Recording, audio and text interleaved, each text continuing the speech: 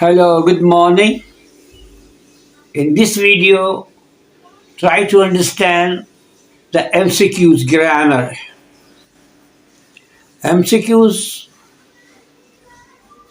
Class 9 और 10 board के exam में M.C.Qs के जो क्वेश्चन आते हैं जिसमें लिखा होता है do as directed, do as directed according to the instruction given in the bracket, यानी कि ब्रैकेट में जो आपको हिदायत दी गई है उसके मुताबिक आपको तब्दीली करनी है।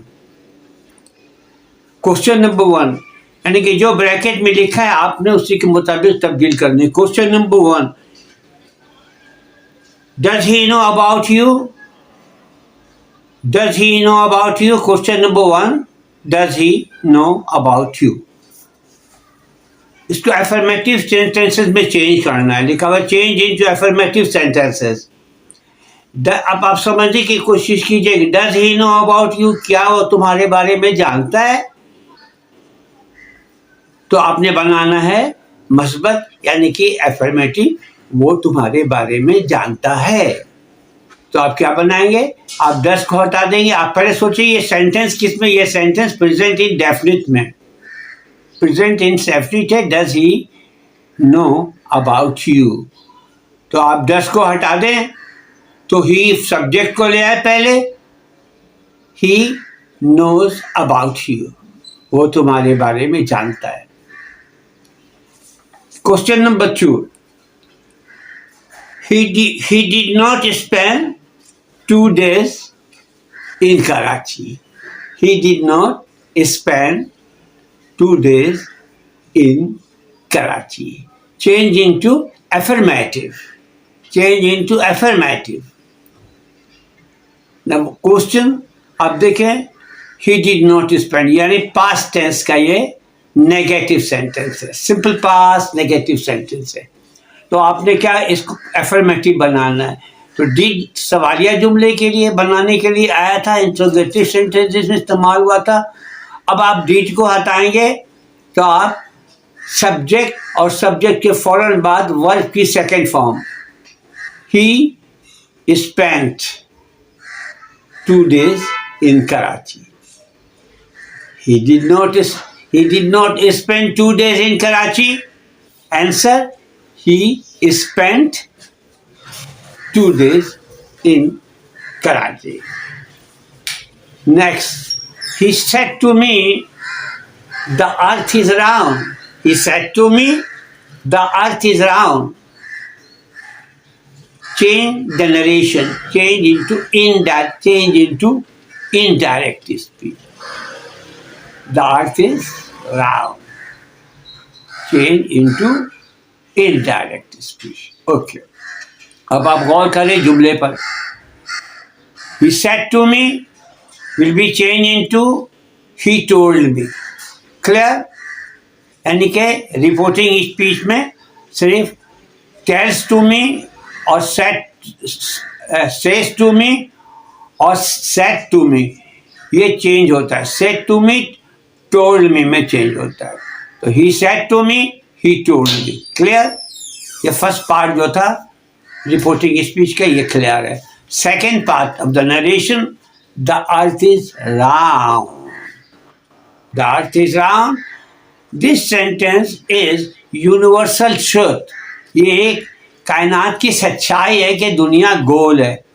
ठीक है, दुनिया गोल है। There will be no change, इसलिए इसमें कोई तब्दीली नहीं आएगी। जबकि रिपोर्टिंग स्पीच तरीकाकार है, रिपोर्टिंग स्पीच पास्ट टेंस में होता है, रिपोर्टेड स्पीच को भी पास्ट टेंस पे तब्दील करते हैं, लेकिन यहाँ पे वो रूल्स आप फॉलो नहीं करेंगे। क्यों? इसलिए कि ये एक सच्चाई है, कायनात की एक हकीकत है। He said to me, he told me that the earth is round, not was round. इसी तरह का कोई और भी जुमला आप ले लें। Question next, he said the earth moves round the sun. He said the sun moves round the sun. Change into indirect speech. तो यहाँ पर it is the same question जो पहले था सवाल, ये भी वही है।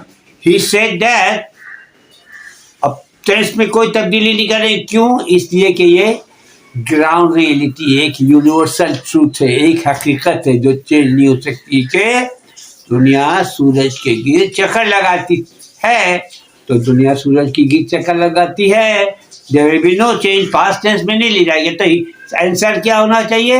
ही said the earth around the sun.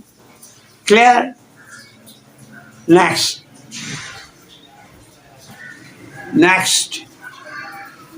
Question, he spoke English.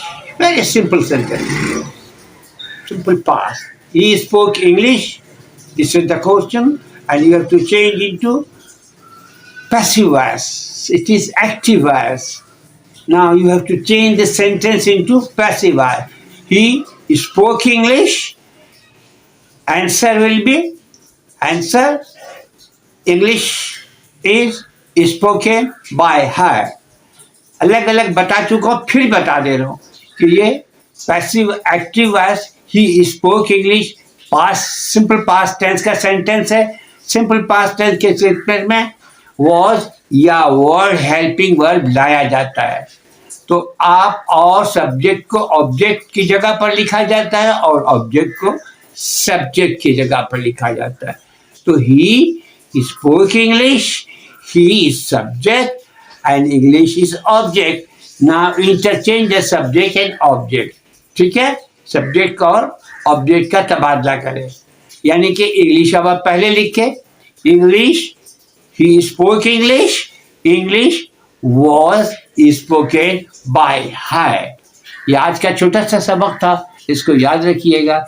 और MCQs के बहुत सारे मैं वीडियोज इस वक्त अपलोड करूँगा इस माह में, ताकि MCQs क्वेश्चन कोई भी हो, तरीक़ाकार आपको आना चाहिए। और MCQ से आपको छुटकारा नहीं है, वो 9 के एग्ज़ाम में भी आता और मैट्रिक में भी आता। तो 9 और मैट्रिक के बच्चे हमारा चैनल फॉलो करें, यकीनन उनकी सलाहियत में इजाफा होगा और अच्छा नंबर लाएंगे। Okay, bye bye.